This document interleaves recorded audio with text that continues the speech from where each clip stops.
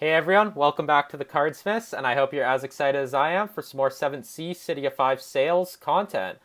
And today we have a playtest preview article, so this is going to be a fun one to dive into. The article's actually from July 29th, 2021, so getting to this one a little bit late, and apologies for that.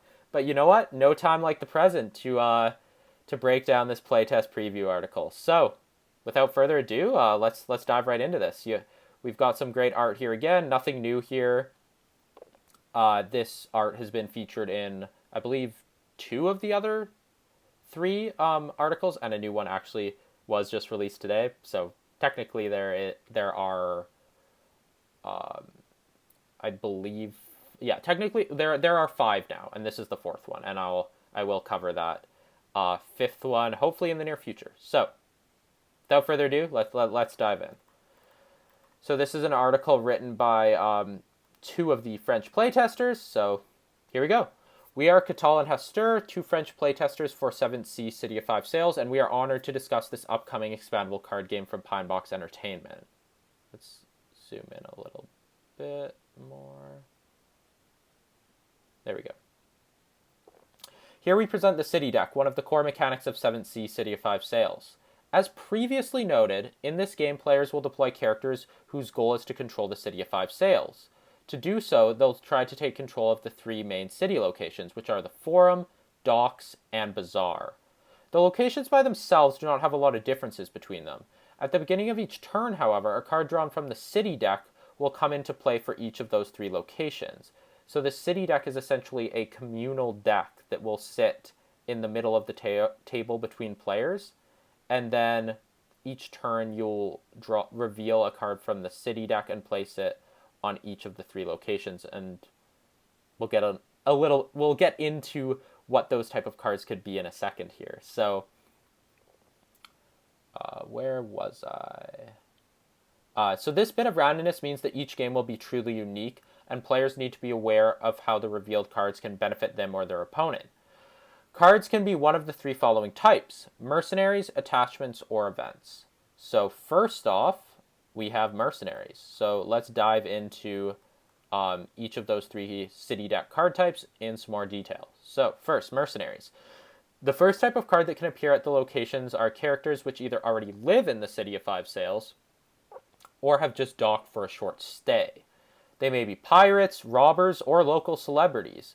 Recruit mercenaries by exhausting or turning sideways, well, which is the same thing. Turning a card sideways in this game is just considered exhausting it. One of your own characters at the same location. Note that the exhausted characters cannot perform further actions that require exhausting, such as claiming a location or initiating combat. In exchange, however, the newly recruited mercenary will join your crew and will even be able to act this turn.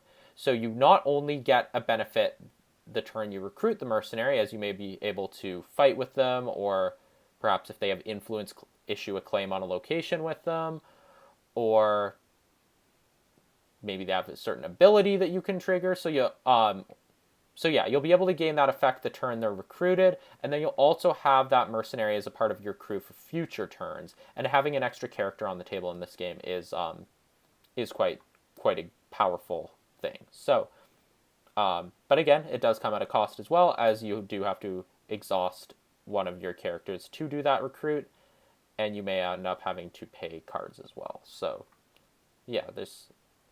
Anyways, I digress. Well, not digress, that was actually all on topic, but let's continue. At the same time, mercenaries aren't totally free. The mercenary will ask you to pay a cost, which is visible at the top left of the card. So for example, here on Takama Said's card, you can see her cost is 3, as denoted by the 3 in the top left. So, hopefully your characters have a high influence value, which allows you to reduce the cost of the mercenary they are recruiting. You will need to plan carefully, since your influential characters are good at taking control of locations and preventing your opponent from doing so for your victory. So, yeah, that's how you generally obtain victory points and deny them from your opponents. So, being able to claim locations is certainly an important element of the game. So, will you send them to risk their lives to hire some fresh blood, and by doing so maybe let control of the city slip between your fingers? Because, the more influential characters in this game, the academics, the diplomats, perhaps some certain sorcerers are generally, maybe the sorcerer a little bit more of an exception, but the academics and the mercenaries are generally not quite as competent fighters. So when they're out in the city, they're at a bit more risk. But then you gain the benefit of their influence value, which is very strong. So,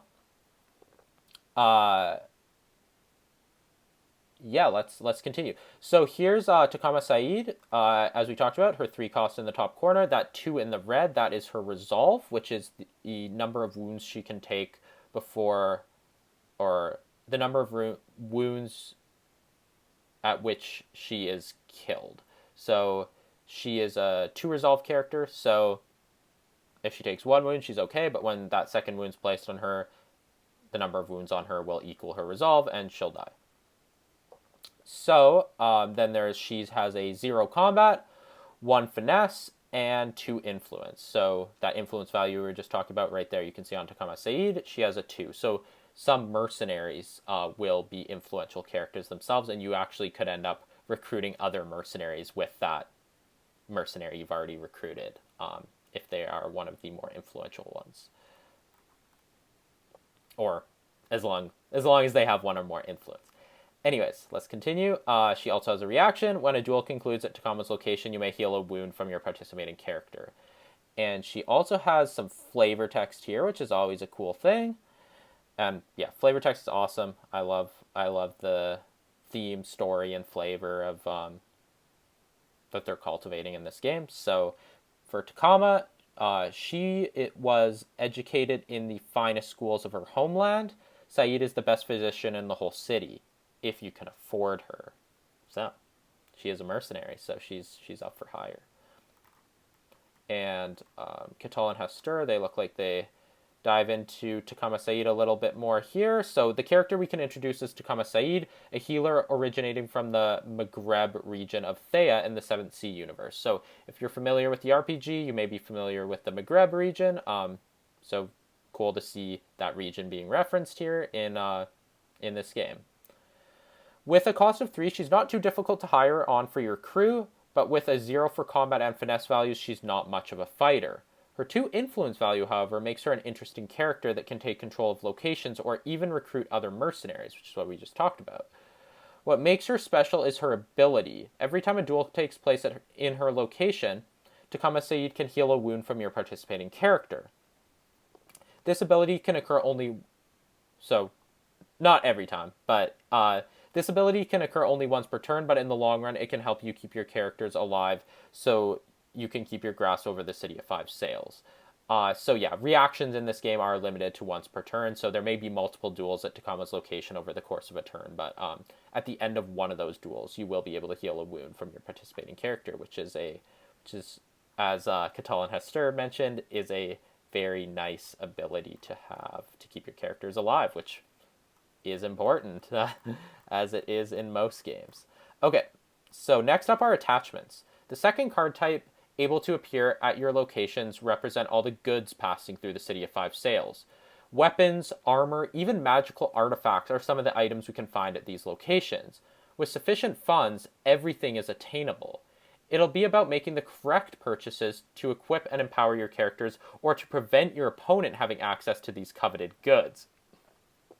And that's a good point Catal and Hester make here, is that the city deck is especially interesting. Well, actually, it's interesting for a number of reasons, which I'm going to get into at the end of the video. I'll cover briefly, because I love the city deck in this game, and what it can create, what it does in terms of theme, the way it can relate and integrate itself, well, the way it can represent the current story, the way it's able to bring the game's ongoing story to life, and the way it can change over time is incredible. And another really great thing is that the items are up for grab for both players, which is especially interesting, because there may be, a mercenary or an attachment that you don't necessarily, maybe it doesn't benefit your deck and your play style all that much, but maybe it would be incredibly powerful for your opponent based on what they're trying to do and their deck's play style and the certain whatever the game state may be. So, you may still be interested in acquiring that item just to ensure it doesn't fall into your opponent's hands, which is really interesting because then you have to weigh that with, well, I also want this one for my own strategy. Would this benefit me more than the other one in their hands would be detrimental to me? And there's really interesting decisions that players have to make there. And I think the city deck's incredible here. Honestly, it's a very, very good core mechanic to the game, and it's something that really makes this game what it is. So let's continue. A character can have only one weapon, one armor, and one attire. I also love this about the game. You're not going to have a character walking around with like 4 different swords completely ridiculously buffed up in kind of an somewhat unrealistic way. Like, your characters are confined to only one weapon, one armor, and one attire. And I can't speak too much into it, but maybe there's some certain cards that kind of let you negate that, and that may be a rare thing as well. But I think it's good that they've confined attachments to that. Like, especially like you look at like one attire, it's like, your character isn't going to be wearing 3 different coats or something like that. Like, I like the way they've confined that. So characters can, however, possess as many attachments as you want to multiply their abilities and let you have access to more possible actions. So yeah, within the confines of only having one weapon, one armor, and one attire, there's, as you can see on the smuggled item here, this one is an attachment, it's an artifact. So you can carry multiple artifacts, which makes sense. Some of them are small, they're like trinkets and those kind of things. So it makes sense that you'd be able to carry a number of them. Attachments can give you direct stat bonuses, grant you new techniques to use in duels, or even grant powerful actions to take during your turn. Obtain attachments the same way you recruit mercenaries, by exhausting your character to recruit the item to that character, paying cost minus influence. Attachments remain with a character until they leave the game. Attachments are a way to boost your characters for the long haul. Since there are not many easy ways to destroy them, attachments are reliable investments to tilt the game's balance in your favor. And on the flavor text here for the smuggled item, what package? I love the art here too. That watercolor is incredible. So let's move along. For a low cost of 3, this versatile attachment lets you increase the influence value of the buying character.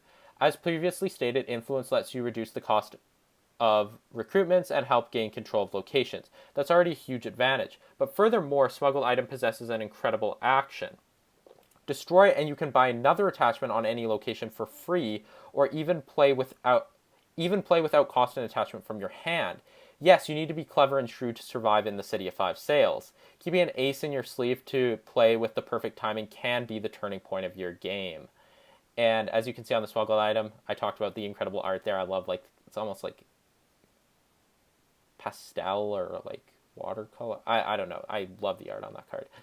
Anyway, try not to wax poetic on that too much. But so we have the combat stat of 0 on the smuggled item. So these are like on attachments. They'll be like enhancers or modifiers. Maybe you'll see a negative or a plus, but this doesn't modify combat. It doesn't modify finesse, but it modifies the characters who holds the smuggled items influenced by 1. So they're a little more influential while they're carrying the item. All right. So last up is events. So last type of card that can appear at the locations, and often the most devastating, are events. Even if you are here to contest the control of the city was here long before your struggle for control and will exist long after. An array of colorful figures run the city despite any and all attempts to challenge the established order. Event cards depict events. The name is on point, isn't it? That occur in the city at the same time you are jostling for a position of power within the City of 5 Sails. Events can be linked to monstrous creatures, mob uprisings, or even just to a specific character from the city itself. In any case, these revealed events will greatly influence what happens within the game. Mechanically, events can give a particular action for the first player who triggers it, or simply cards that will change the game's rules for their particular location. You'll need to adapt and adjust to emerge victorious in a city where everything can change each turn. So here we have Siren Scream.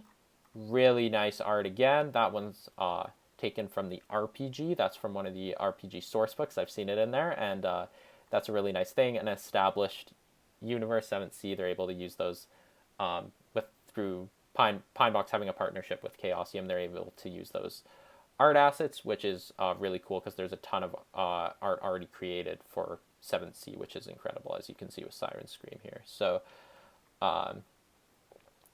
this Siren Scream here, it's an event. It has the monster and catastrophe trait, and it has the action exhaust your character at this location to exhaust all characters at this location. Discard this event. And there's flavor text. Not long ago, they were nowhere near the city. Now the canals echo with their cries. I wonder what brings them so close. Well, you're going to have to buy the game and play it to find out. Yeah, I can't wait for that Kickstarter. It's very, very, very excited for that. Okay, in the 7th Sea universe...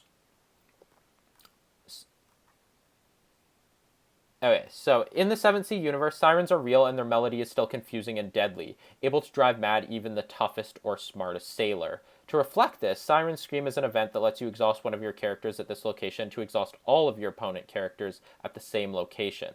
But since it self-destructs this way, you'll have to use it first. Even if exhausting your character to do the same to a single opponent can be useful, wouldn't it be better if you waited to see if another opponent character moves to this location? But what if your opponent triggers it first? Siren Scream poses huge dilemmas and serious headaches for the players with the luck or not to see this event appear during their games. So yeah, Siren Scream, very, very interesting card. And finally, conclusion. The City deck is a real plus for 7th Sea City of 5 sales. It's a simple way to give more value to your character's movements to the 3 different locations, but especially it'll make each game a unique experience. And that is what I love most about the City deck in this game, and I'll talk about that a little bit once I finish here. Randomness is already present in our decks along with drawing cards from shuffled decks. Each turn, the vagaries of the City deck will potentially enhance or disrupt each player's plans for that and subsequent turns. An almighty weapon, a fearsome mercenary, or a game-changing event. Everything can happen, and you'll need to adapt each turn to all the new arrivals, because even if you don't need all of them, you'll sometimes need to fight to get them first because you can't let your opponent lay hands on them. Another good thing about it is the fact that the City deck will change over time, and this is something that's really cool, I think. Through player decisions at online or in-person organized play events, new cards will go in, some others will go out. Thus, the City deck provides an effective means to give more lore and especially more life to the game. Since this deck will never stay the same, your games will also change over time. And finally, we are really eager to help the development team polish the game into the evolving tabletop experience that everyone will enjoy playing. For now, we'll simply say au revoir, and as we still need to play our 654th matchup between us. Is that number a hyperbole? Well, that is a high number. But anyways, we hope we'll quickly meet you around a game table. So yeah, great article here from Catal and Hester. Really cool. They took the time to talk about the City deck here.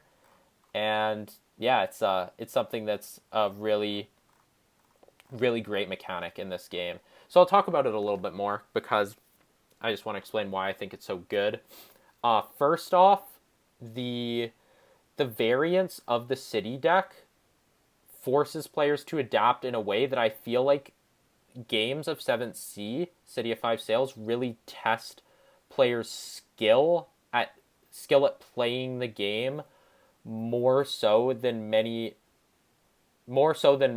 most other LCG type games I've played.